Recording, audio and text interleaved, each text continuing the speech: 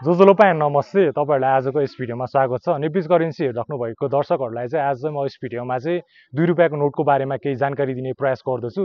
तपाईहरु मध्ये चाहिँ कतिलाई थाहा छ कि कुनै समय चाहिँ नेपालमा चाहिँ 2 रुपैयाँको नोटहरु चाहिँ चलन चल्तीमा रहेको थियो र यस भिडियोमा चाहिँ हामीले चाहिँ 2 रुपैयाँको नोटमा चाहिँ के कस्तो फिचर्सहरु चाहिँ छ, कुन राजाको पालामा चाहिँ यस नोट निस्किएको थियो र यस नोटमा चाहिँ हस्ताक्षर कसको थियो र यस नोट चाहिँ कता चाहिँ अब छापेर चाहिँ नेपालमा चाहिँ चलन चल्तीमा ल्याइएको भन्ने कुराहरु चाहिँ तपाईलाई चाहिँ म यस भिडियोमा चाहिँ जानकारी दिने चाहिँ प्रयास गर्नेछु।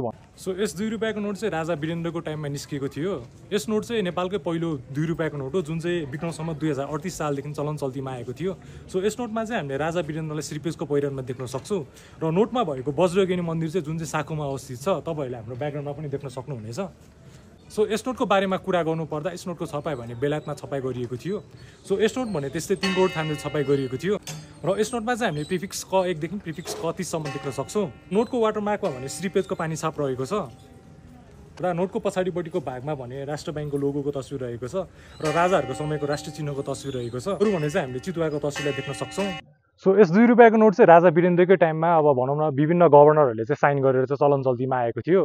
अब राजा वीरेन्द्रको टाइममा चाहिँ अब 5 जना गभर्नरहरूले चाहिँ भनौं न नोटमा चाहिँ हस्ताक्षर गर्नुभएको छ। पहिलो गभर्नर भनेको चाहिँ हाम्रो कल्याण विक्रम अधिकारी हो, दोस्रो गभर्नर भनेको चाहिँ हाम्रो गणेश बहादुर थापा, तेस्रो चाहिँ हाम्रो हरिशंकर त्रिपाठी, चौथो भनेको चाहिँ हाम्रो सत्येन्द्र प्याराश्रेष्ठ र अन्तिम गभर्नर भनेको चाहिँ हाम्रो दिपेन्द्र पुरुष ढकाल हुनुहुन्छ।